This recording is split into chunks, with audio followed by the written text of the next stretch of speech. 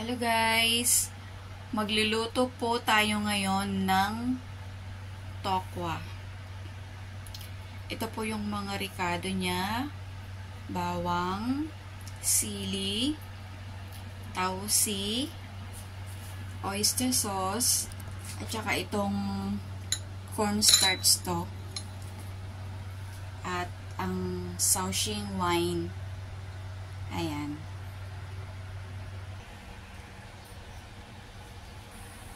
Initin muna natin ang palayok. Then, lagyan ng mantika. Prito natin yung tokwa.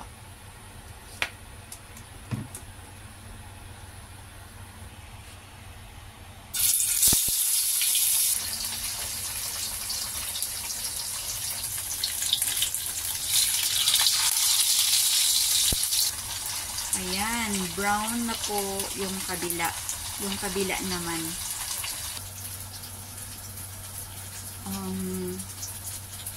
I-mince ko po itong tausi, sili, at saka bawang para pino.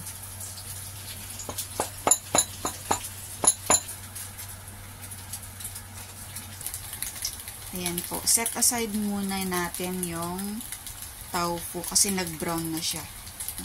Igigisa ko na yung pinaka-sauce niya. Ito na yung minced tausi, chili, and garlic.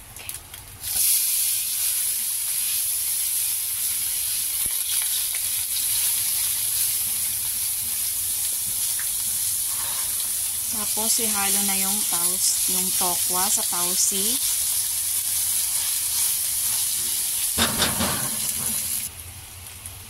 Haluan ko ng Shaoxing wine.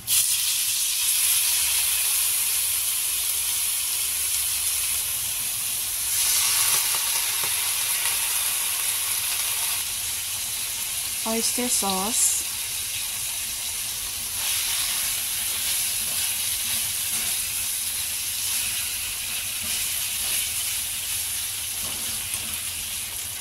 At itong cornstarch pampalapot.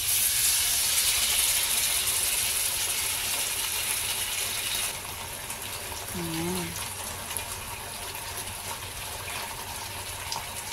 Nilagyan ko ng konting tubig yung pinaglagyan ng oyster sauce para hindi sayang.